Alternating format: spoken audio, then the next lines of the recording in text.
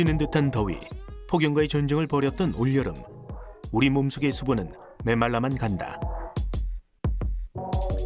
땀으로 배출된 수분을 보충해주는 것이 무엇보다 중요한데, 하지만 커피와 탄산음료에 길들여져 있는 현대인들, 물보다는 음료수를 더 많이 찾는다.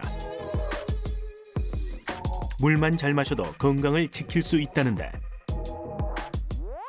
물은 우리 몸의 그 3분의 2 이상을 차지하는 성분이고 신체의 여러 기능하고 밀접한 관련이 되어 있습니다. 따라서 몸 체내에 수분이 부족할 때에는 여러 가지 생리적인 변화로 건강에 부정적인 영향을 미칠 수가 있습니다. 물은 잘 마시면 우리 몸의 보약이자 생명수가 된다. 물, 과연 어떻게 먹어야 제대로 먹는 걸까? 물과 인체, 그 신비의 여행을 떠나보자.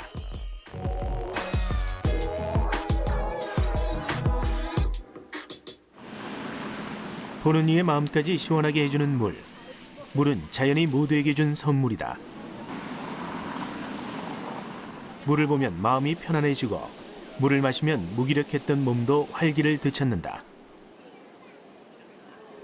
물은 생명수다. 따라서 좋은 물을 마시는 것은 우리 몸을 살리는 길이 될 수 있다.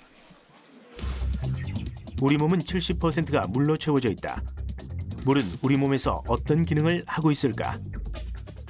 우리 몸속의 모든 장기가 제대로 기능하기 위해서는 혈액을 통해서 영양분이라든가 노폐물이 제거되는 과정, 이런 과정이 필요한데 혈액의 대부분이 물로 만들어져 있죠. 그리고 각 장기 대부분도 한 75% 이상이 물로 만들어져 있어서 우리 몸 장기가 제대로 기능하는데 물이 굉장히 중요한 역할을 한다고 할 수 있고요. 두 번째로는 다양한 눈이라든가 또 소화액이라든가 호흡기 점액이라든가 모든 점막에서의 분비에는 수분이 굉장히 중요한 작용을 해서 몸속의 각 장기가 기능하는데 물이 중요한 역할을 한다고 할 수 있습니다. 우리 몸의 각 장기와 기관에서 물이 차지하는 비중을 살펴보면 폐와 간이 86%, 신장과 혈액이 83%, 뇌, 심장, 근육이 75%나 된다. 물은 체내에서 혈액과 림프액의 흐름을 좋게 하고 신진대사를 촉진하는 역할을 한다. 즉, 물은 혈관을 통해 영양소와 산소를 신체 곳곳에 실어 나르고 노폐물이나 독소가 신장을 통해 배설되도록 한다. 면역 세포들과 면역 물질들의 활약도 물의 도움을 통해 이루어진다.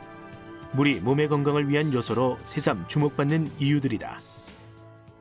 우리 몸에서의 면역세포라고 하면은 백혈구 또 여러 가지 면역글로불린 등을 들 수 있습니다. 근데 이제 백혈구 같은 경우에는 몸에서 가장 빨리 전환되고 새로 만들어지고 없어지는 그런 성분 중에 하나라고 할 수 있어서 수분이나 영양의 부족에 가장 먼저 영향을 받는 그런 기관이라고 할 수 있고요.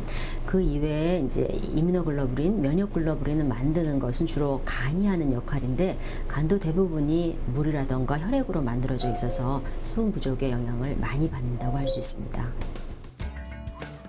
좋은 물은 여러 환경 오염 물질, 식품 첨가물, 발암 물질 등을 제대로 체외로 배출시킨다. 따라서 물을 적게 마시는 사람은 병에 걸리기 쉽다. 스트레스의 생리적 대처에 가장 많이 필요한 것이 바로 물이다. 피로 물질 제거, 숙취 해소, 다이어트를 할 때도 가장 중요한 것이 충분한 물 공급이다.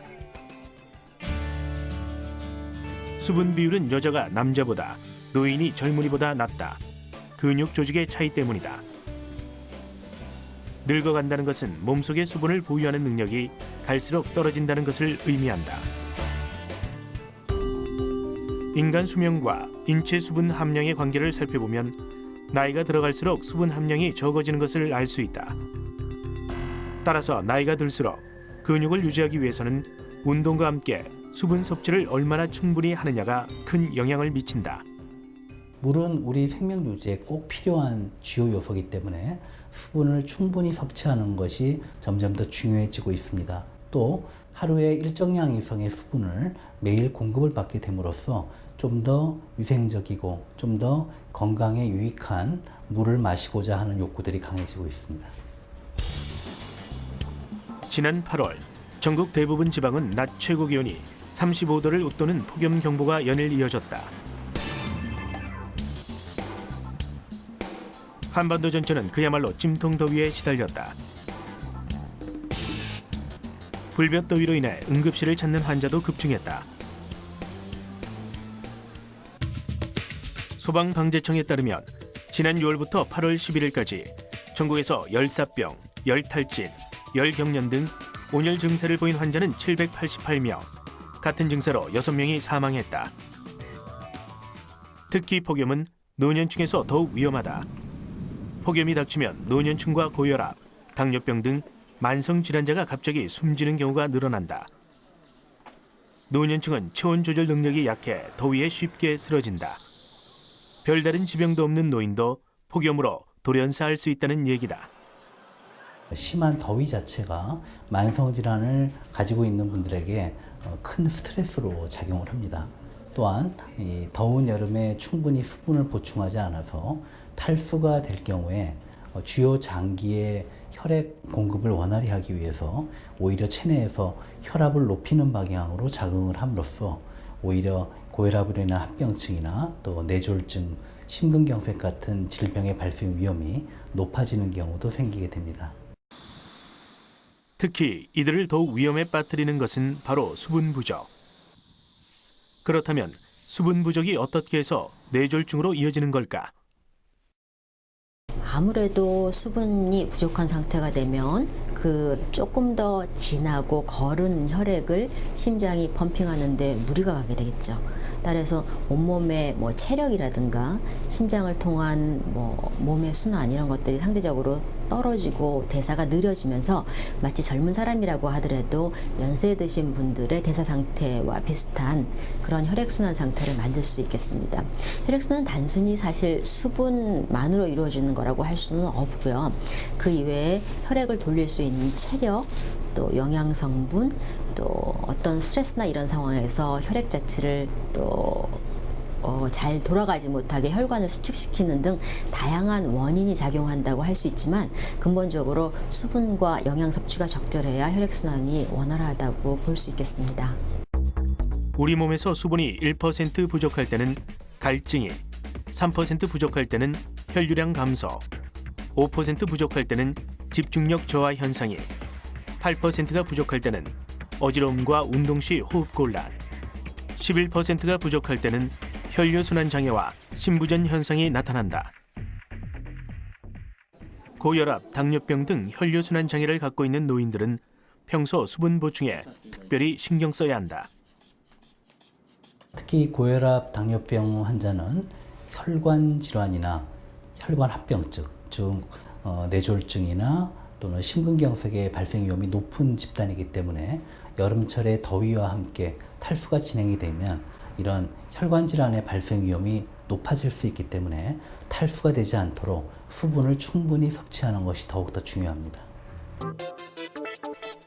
1992년 미국 농무부와 보건후생부는 바람직한 식습관을 가질 수 있도록 노인들을 위한 영양 피라미드를 만들어 홍보했다. 그 맨 아래에는 바로 하루 8잔의 물이 자리하고 있다. 노인의 영양을 위해서 가장 필요한 것이 바로 물인 셈이다.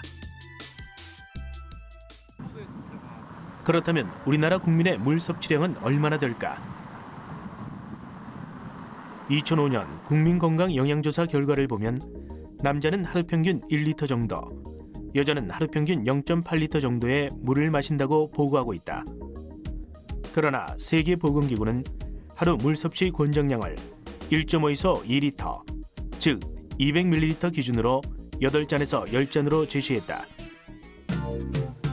하루 동안 우리 몸에서 빠져나가는 수분은 피부와 땀으로 500에서 1000cc, 소변으로 1500에서 1800cc, 호흡으로 380에서 450cc 등 하루 2.5리터 정도다.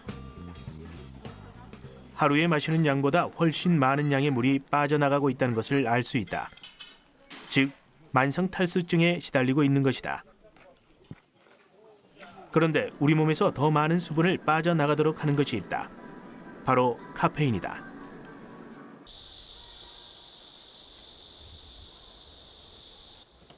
올해 24살의 대학생 신운섭 씨. 여느 대학생들과 비슷한 평범한 하루를 시작하는데 일어나자마자 그가 마시는 것은 바로 커피. 냉장고에는 미리 만들어 놓은 커피가 항상 준비되어 있다. 제가 집에서 따로 이렇게 만들어서 먹는 커피. 이렇게 아침에 눈 뜨자마자 이렇게 바로 커피를 마신 거예요. 근데 아침에 사람들이 일어나서 공복에 물 마시듯이 저는 커피 마시고 있어요. 얼음을 넣은 차가운 커피 한 잔을 마시면서 하루를 시작하는 운섭 씨. TV를 볼 때에도 커피잔은 손에서 놓질 않는다. 친구를 만나러 가는 길.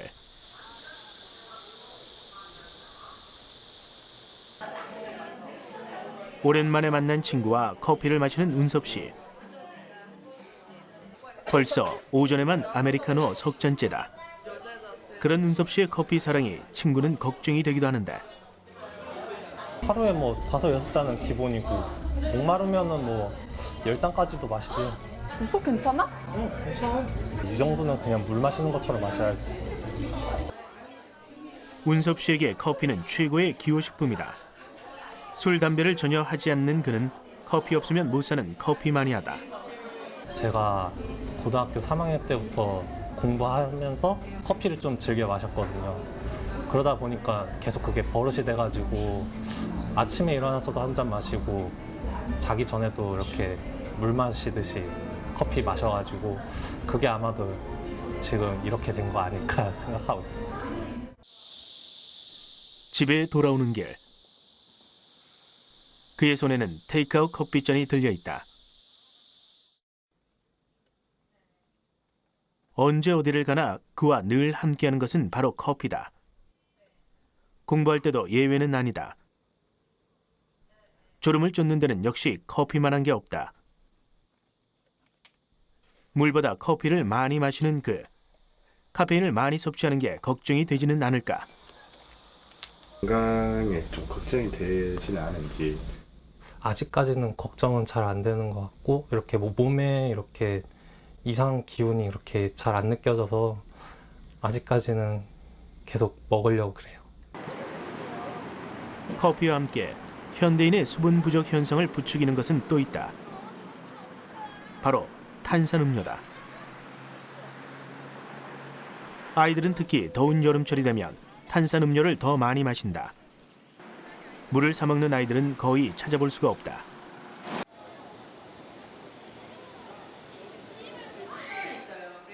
그렇다면 아이들은 탄산음료를 얼마나 마시고 있는 걸까? 다음 준이는 오늘 선생님이랑 같이 남아서 고등학교 상담을 하기로 했죠. 네, 남아주시고요. 서울의 한 중학교를 찾아가 아이들에게 직접 물어봤다. 자, 여러분이 얼마나 탄산음료를 많이 마시는지에 대해서 오늘 조사를 한번 해볼게요. 여러분이 하루에 탄산음료를 한 캔 이하로 마시는 사람, 한 캔까지 마시는 사람 손 한번 들어볼까요? 하나, 둘, 셋, 넷, 다섯, 여섯, 일곱, 여덟, 아홉, 열, 열하나, 열둘. 그러면 이제 3캔 이하로 마시는 사람, 2캔에서 3캔 마시는 사람 손 한번 들어볼까요? 2캔에서 3캔 하루에. 괜찮아, 손 들어보자. 4명. 조사 결과 그리 많은 양은 아니지만 아이들은 여전히 물보다는 탄산음료를 좋아하는 것으로 나타났다. 4명 손 들어보자. 물도 가끔씩 맛있긴 한데 탄산음료만의 맛이 있잖아요. 일단 달콤하고 탄산이다 보니까 그냥 갈증이 해소되는 것 같기도 하고요. 그리고 그냥 맛있으니까요, 일단. 실제로 우리나라 청소년의 물 섭취량은 심각할 정도로 적다. 세계보건기구의 청소년 물 섭취 권장량은 남자 3.3리터, 여자 2.3리터다. 하지만 우리나라 청소년이 하루에 마시는 물의 양은 이의 절반도 안 되는 0.8리터에 불과하다. 그렇다면 커피와 탄산음료 등 카페인 음료는 우리 몸속 수분에 어떤 영향을 미치는 걸까? 커피와 탄산음료는 분명히 물을 공급하는 그런 하나의 중요한 수단이 되지만 그 이외에도 커피의 경우는 카페인 또는 거기에 단순당이 추가되어 있는 경우가 있고 또 탄산음료에는 단순히 탄산뿐만 아니라 당이나 또는 인공 감미료 등이 들어있는 경우가 있습니다.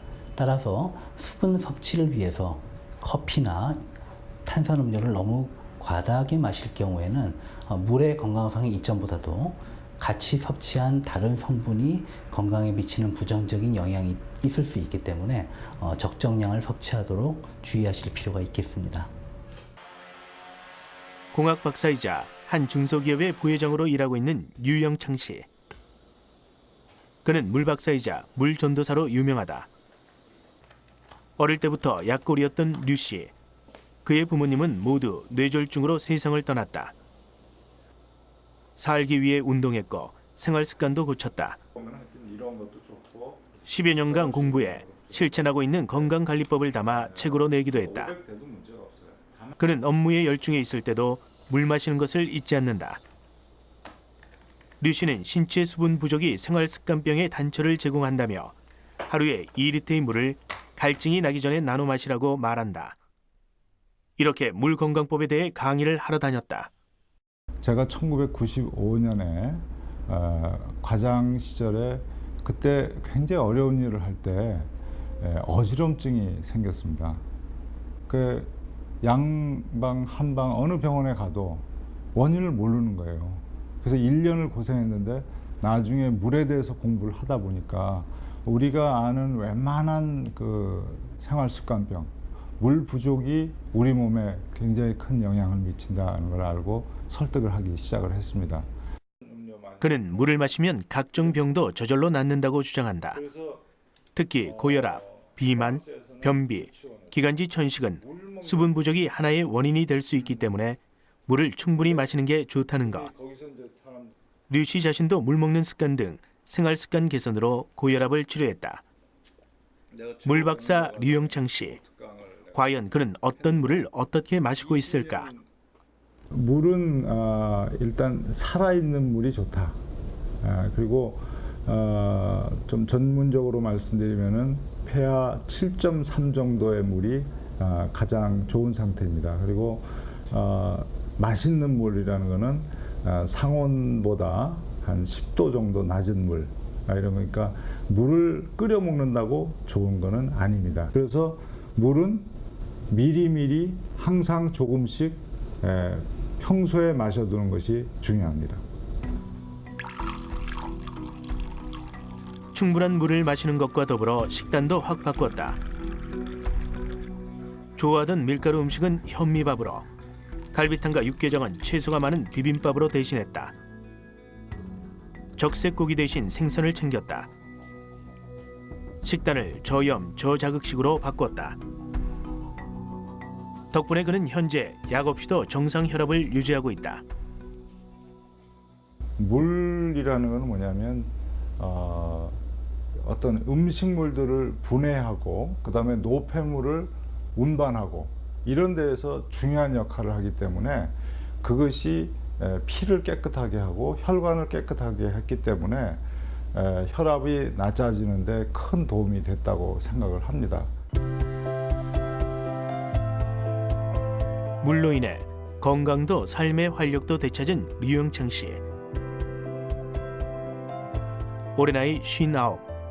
이제 인생의 후반부로 달려가고 있는 그에게 물은 새로운 생명을 열어준 선물과 같은 존재다. 그 어떤 보약보다도 값진 것이 바로 물인 셈이다. 물을 충분히 마시게 되면 우리 몸에서는 몸에 필요한 만큼을 제외한 수분은 소변이나 또는 호흡, 땀을 통해서 외부로 배출을 하게 됩니다.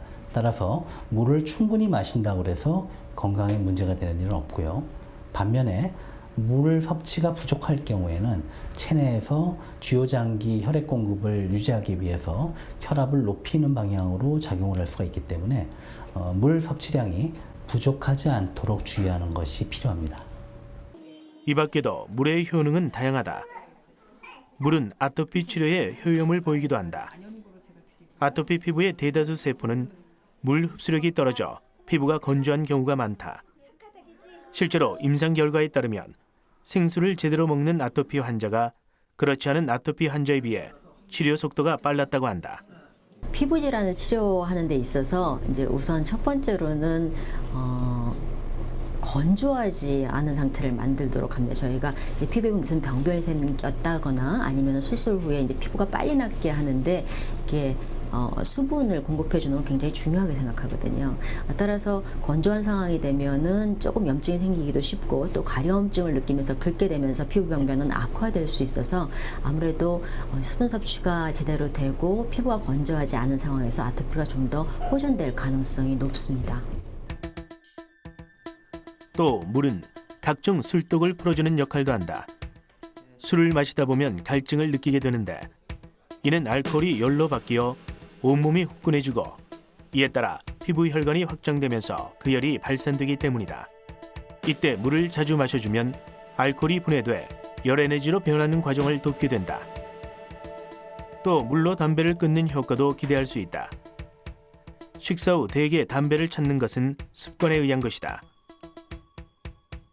담배를 끊을 때 수시로 물을 마시면 물잔을 입에 대므로써 어느 정도 심리적 만족을 주게 되고 물을 통해 니코틴의 배출이 빨라지는 효과를 기대할 수 있다. 그렇다면 과연 어떤 물을 어떻게 마셔야 약이 될 수 있는 걸까? 일반적으로 사람들이 몸에 좋다고 생각하는 약수. 과연 약수는 안전할까?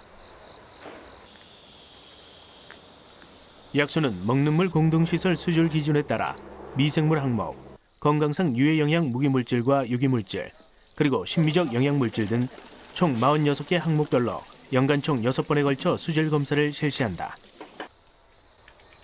이 약수들의 경우 올해 8월 실시한 수질 검사에서 모두 적합 판정을 받았다. 그렇다면 약수는 정말 우리 몸에 이로울까? 이 궁금증을 해소해주는 결과가 지난해 발표됐다.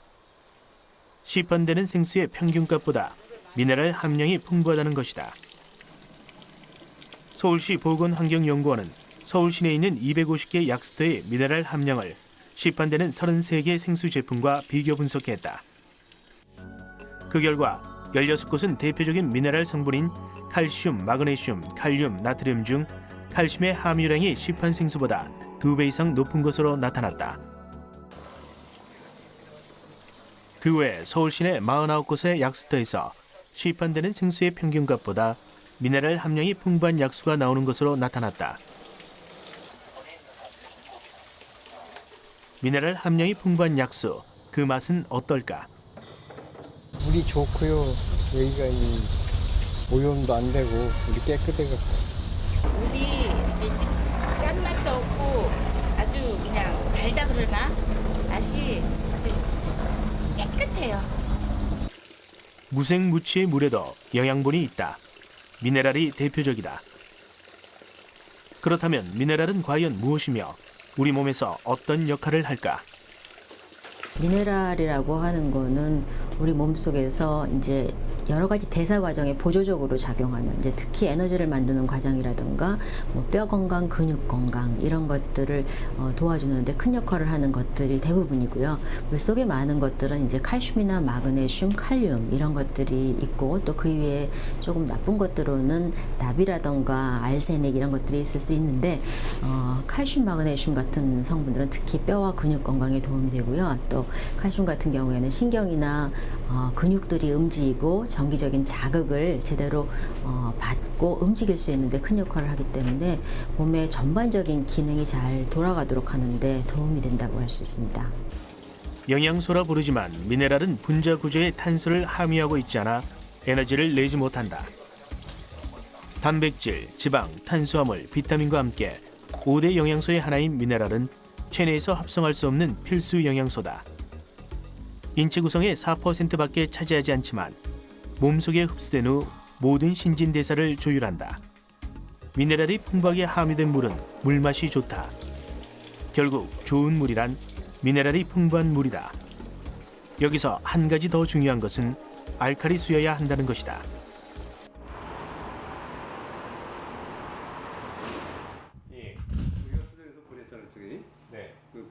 33년간 물을 연구해온 김영기 대표. 그게 수정이 됐는지 안 됐는지 안 봤어? 맞습니다. 그는 몸에 좋은 물을 연구해 알칼리 환원수기를 만들었다. 알칼리 환원수란 무엇일까? 환원력 에너지가 있는 알칼리성 물을 말하는 겁니다. 그것은 이제 물이 땅 속에 지하 안반을 통과하면서 그 안반에 그 광물질이 마그네슘 같은 광물질이 많이 들어있는 데를 통과를 하다 보면 그러한 자연적인 방법과 또 그렇게 안반석 같은 그러한 광물질을 똑같이 구현을 해가지고 그렇게 자연스럽게 만드는 방법이 있고 정기적으로 해서 원소로 분리해서 이렇게 만드는 방법이 있고 그렇습니다. 물을 정기 분해하면 알칼리 환원수와 산성산화수로 나뉘어진다. 이 알칼리 환원수와 산성산화수를 통틀어 환원수라고 한다. 물은 수소이온과 수산화이온에 언제나 약하게 분화하고 있다. 물을 정기 분해하면 수소이온은 음극에서 전자를 받고 활성수소로 된다. 또한 동시에 금속이온이 전자를 받아 금속 나노입자가 생성된다. 이 금속 나노입자가 활성수소를 흡착, 저장하는 것으로 안정된 상태에서 물에 저장되는 것이다. 물 분자가 작을수록 빠르게 움직이고요. 크면 클수록 느리게 움직입니다. 그래서 일반 물은 111.2 그리고 약수가 100헬즈고요. 그리고 역삼 투합에서 나오는 그런 그 정수물은 분자량이 좀 커서 150헬즈가 되고 그리고 건강 장수촌의 그 물이 바로 70헬즈가 되고요. 그리고 이 알칼리 환원수라고 하는 것은 이 지구상에서 가장 물 그 입자 사이즈가 작은 54헬즈로 이렇게 기명이 되어 가지고 있습니다. 환원력이란 쉽게 말해 산화력의 반대의 힘이다. 쇠가 녹슬고 깎아놓은 사과의 색이 갈색으로 변하고 사람이 늙고 병드는 것 모두가 산화 현상이다. 이런 산화 현상을 막아주는 것이 항산화인데 이것이 바로 환원력에 의해 작용하는 것이다. 이 pH를 나타내는 이 지시약을 넣게 되면 색상이 나와서 이 pH 농도를 우리가 확인할 수가 있습니다. 이렇게 이쪽 부분이 이제 중성이 되는 거고요. 연두색을 거쳐가지고 이렇게 빨간색으로 가까이 올수록 산성이 되는 거고요. 이쪽에서 이쪽 보라색 가까이 갈수록 알칼성이 되는 것입니다. 알칼리수와 수돗물, 산성수에 각각 pH 지시약을 떨어뜨렸다. 그 결과 알칼리수는 보라색, 수돗물은 녹색, 산성수는 붉은색을 나타냈다. 물만 따랐을 때는 일반 물이나 알칼성 물이나 산성 물이나 다 똑같이 보였지만 이와 같이 이렇게 이 pH 지시약을 넣으니까 색상으로서 이 알칼성 물과 산성 물과 중성 물이 확연하게 구분이 되는 것입니다. 김영기 대표는 알칼리수의 효능을 규명하기 위해 다양한 연구를 진행했다. 그 결과 여러 가지 실험을 통해 알칼리수가 일반 물에 비해 훨씬 더 우리 몸에 이롭다는 것을 밝혀냈다. 그렇다면 알칼리수가 왜 우리 몸에 좋은 것일까? 우리 인체는 항상성 기능에 의해 약알칼리성을 띠고 있다. 그런데 다양한 외부 요인으로 인해 체액이 산성화되면서 각종 성인병에 시달리게 된다는 것이다. 가장 핵심적인 작용은 이 산화를 방지하는 항산화 능력이 있습니다. 그러니까 정제된 비타민 C 같은 그런 항산화법도 있습니다만은 이 지금 알칼리 환원수에 대한 항산화 작용은 일체의 역작용이라든가 부작용이 전혀 없는 가장 안전하고 이상적이고 자연적인 항산화 방법이라고 말할 수 있습니다. 알칼리 환원수의 효과는 과학적으로 이미 입증된 바 있다. 물 자체는 하나의 생명체이기 때문에 그 에너지가 있어서 우리 그 사람의 말을 알아듣는다고 하는 말이 있는데요. 같은 물이라도 우리가 좋은 마음으로 바라보고 감사하게 여기고 하면 이 안에 그 물의 분자 구조가 달라진다고 하는 것도 이렇게 보고가 되고 있고 하는데 이 물을 소중하게 다룰 필요가 있고요. 여러 가지 좋은 그 활용도가 많이 있으니까 좀 이점이 있다는 걸 말씀드립니다. 국내 물연구의 권위자 중 한 명인 김현원 교수. 그 역시 알칼리 환원수의 효능을 일찍이 경험했다. 생화학을 전공한 그가 물 박사가 된 특별한 계기가 있다. 바로 그의 딸 때문이었다. 뇌종양이 생겼어요. 뇌하수체. 그래서 수술로 종양을 절제하면서 뇌하수체도 잘라냈어요. 뇌하수체는 우리 몸에 필요한 여러 가지 호르몬을 생산하는 아주 손톱만한 크기지만 굉장히 중요한 기관이에요. 근데 아이가 뇌하수체가 없으니까 호르몬을 외부에서 주입해야 되는데 대부분의 호르몬은 큰 문제가 없는데 뭐 성장 호르몬은 매일 하루에 한 번씩 주사를 맞아야 되니까 좀 힘들겠지만 그거보다 더 힘든 건 바소프레신이라는 호르몬이에요. 하루 2차례 바소프레신을 제때 투여하지 못하면 손발이 차지고 심장 박동이 빨라지는 등 부작용에 시달렸다. 김 교수는 고민 끝에 딸이 필요로 하는 바소프레신의 정보 파동을 담아서 딸에게 마시게 했다. 동종요법의 원리를 이용한 것이다. 동종요법이란 인체의 질병 증상과 비슷한 증상을 유발시켜 치료하는 방법을 말한다. 만약 독을 이용해서 그 병을 유발할 수 있다면 환자에게 그 독을 주어 자연 치유력이 강화돼 병을 치료한다는 얘기다. 김 교수는 바로 이런 원리에 착안 독성 물질을 물에 기억시키는 방법으로 호르몬을 대체하는 물을 개발했다. 제가 그 동종요법을 접하고 우리 애가 필요로 하는 호르몬을 동종요법식으로 물에다가 옮길 수 있다면은 우리 애한테 도움이 되지 않을까 해서 동종요법의 테크닉대로 물을 만들어서 애한테 먹였어요. 그랬더니 다시 말하면 그냥 물이 아니라 우리 애가 필요로 하는 바소프레신의 정보를 물에다 기억시킨 것이죠. 그런데 2시에 약기운이 떨어지는데 6시까지 바로 그 다음 날부터 유지가 되는 거예요. 그래서 야 이거 참 신기하다. 정말 물에 이런 호르몬도 기억이 되는구나 하는 걸 알게 됐죠. 딸을 통해 동종요법을 활용한 물의 효능을 확인한 김 교수는 정보를 입력하는 기계를 직접 만들었다. 왼쪽에는 정보를 옮기고자 하는 물질을, 오른쪽에는 정보를 받고자 하는 물질을 넣으면 정보가 옮겨진다는 것이다.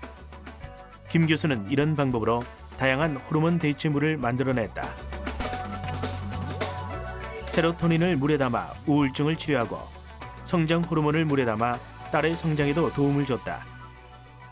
그 외 갱년기 증상, 당뇨, 갑상선 기능 저하 등도 좋아졌다. 그는 물을 정보를 담는 그릇이라고 말한다. 좋은 그릇을 사용하면 음식이 더 빛나듯이 물이라는 그릇도 좋은 그릇을 찾았다. 그렇게 찾은 그릇이 바로 알칼리 환원수다. 그래서 이번엔 알칼리 환원수를 직접 만들었다. 다공성 숯과 맥반석, 마그네슘, 원적외선을 발생하는 물질 등을 이용해 미네랄을 만들었다.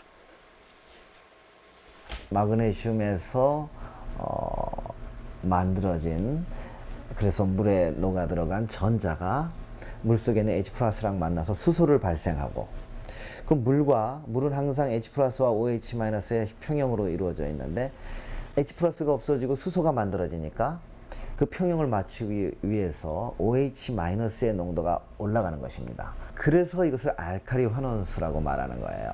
다시 말하면 수소에 의해서 환원력이 생기고 OH-에 의해서 알칼리성이 생기는 거예요. 이 미네랄을 수돗물에 넣은 것이 바로 알칼리 환원수다. 연세대 원주의과대학은 2009년 알칼리 이온수의 각종 효과에 대해 밝혔다. 그중 항암 효과를 동물 실험을 통해 밝혔다. 알칼리 환원수 자체도 항암 효과가 분명히 나타나요. 그것은 뭐 동물 실험이나 실험실에서의 그 세포 배양 실험을 통해서 우리가 확인할 수 있어요. 그런데 거기다가 암을 억제하는 그런 기본적인 정보들이 있는데 그걸 실제로 유전자 조절이라는 그런 방법을 쓰지 않으면 사용할 수 없어요.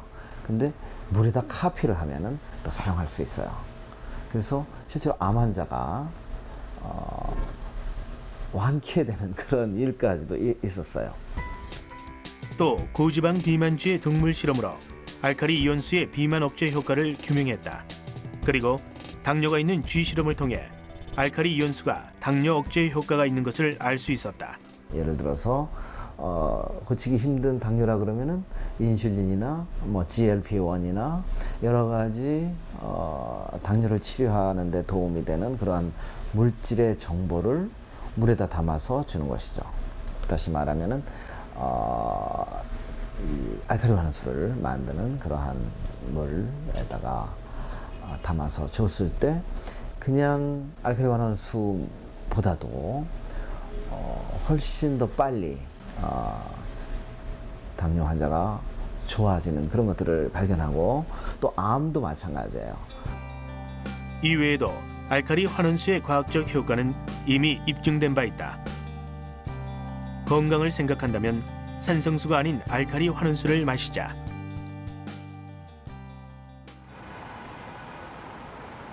알칼리수와 함께 몸에 좋은 물로 평가받는 물이 또 있다. 가정의학과 전문의 이승남 박사. 물건강법으로 유명한 그는 그의 저서를 통해 우리 몸속 수분 부족의 위험에 대해 역설한 바 있다. 몸에 수분이 부족하면 어지럼증, 안면 홍조, 소화불량, 체중 증가, 변비, 집중력 저하 등의 증상이 나타날 수 있다는 것이다. 그중 체중 증가는 수분과 어떤 연관이 있을까? 탈수가 됐을 경우에는 자기도 모르게 이제 목이 타다 보니까 짠 거라든지 이런 국물을 많이 먹게 돼요. 그러다 갑자기 많이 먹게 되면 그것으로 인해서 몸에 수분하고 나트륨 같은 게 저장이 되면서 음식도 배가 고프고 다 많이 먹게 되잖아요. 그래서 과잉 칼로리하고 짜게 먹게 되기 때문에 바로 비만이 올 수가 있는 것입니다. 대부분의 사람들이 수분이 부족할 경우 물을 마시는 대신 음식을 더 먹게 된다. 여기에 짠 음식을 먹게 되면 부종과 함께 체중을 증가시킨다는 것이다. 그렇다면 어떤 물을 어떻게 마셔야 할까? 이승남 박사가 주목하는 물은 바로 육각수다. 우리 몸에서 활동을 하기에 가장 좋은 물이 육각수라는 거예요. 그러니까 쉽게 해서 이렇게 네 육각형으로 생겼는데 이렇게 찌그러졌다고 생각해 보세요. 찌그러진 거는 물이 잘 활동할 수 없는 거랑 똑같은 거죠. 그래서 우리가 육각수 하는 거고요. 아마 이건 제가 보기엔 이제 우리가 몸속에 그만큼 많은 물이 육각수로 있다는 것이 몸의 활동을 많이 도와주기 때문에 도움이 된다고 생각하면 되겠습니다. 육각수는 물의 화학적인 구조 중 육각형의 고리 구조를 가진 물을 일컫는 말이다. 액체 상태의 물 분자는 단독으로 존재하지 않고 고리 구조로 연결돼 있다. 이 중 육각형 고리 구조를 이루는 물이 바로 육각수다. 그렇다면 육각수는 어떻게 만들 수 있을까? 차게 만들수록 육각수가 많이 생깁니다. 그래서 우리가 보통 끓인 물에서는 육각수가 거의 없다고 생각하면 되고요. 0도씨에서는 육각수가 한 25% 정도 생기고요. 냉장고 온도가 한 4도씨 되거든요. 그 정도에서는 23% 생기기 때문에 저는 되도록 사람들한테 장이 나빠서 뭐 설사한다거나 이런 사람 빼고는 되도록 찬물을 먹도록 권유하고 있습니다. 육각수는 온도가 낮을수록 더 잘 만들어진다. 따라서 이승남 박사는 장이 안 좋은 사람을 제외하고는 4도씨 정도의 물을 마시는 것이 좋다고 얘기한다. 찬물을 마시는 게 좋고요. 물을 마실 때는 제가 항상 보여주지만 천천히 씹듯이 마시는 게 좋고, 물은 항상 공복에 자주 마시는 게 좋습니다. 하루에 한 2리터 정도를 공복에 마시는 거 좋고, 고마운 마음을 먹으면 더 건강에 좋아질 수 있습니다. 다양한 물의 효능이 알려지면서 세계 각국의 다양한 생수를 만날 수 있는 것도 생겨났다. 일명 워터바다. 샘물부터 해양 심층수, 탄산수 등 그 종류만 50개가 넘는다. 건강에 대한 관심이 높아지면서 마시는 물 하나도 까다롭게 고르는 손님이 늘어나고 있다. 1,000원에서부터 8만 원대까지 다양한 가격의 생수가 판매되고 있다.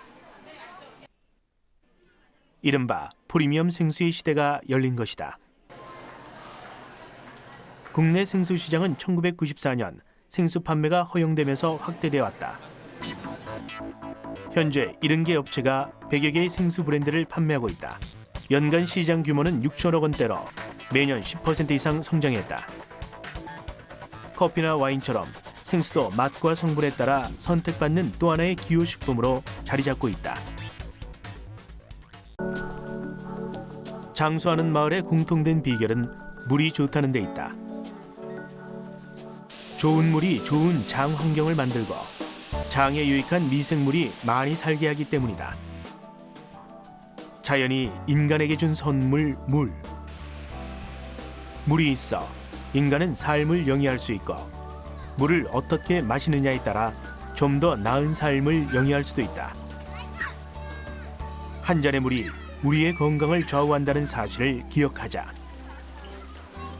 물은 생명수이자 잘 마시면 우리 몸에 훌륭한 보약이 될 수 있다.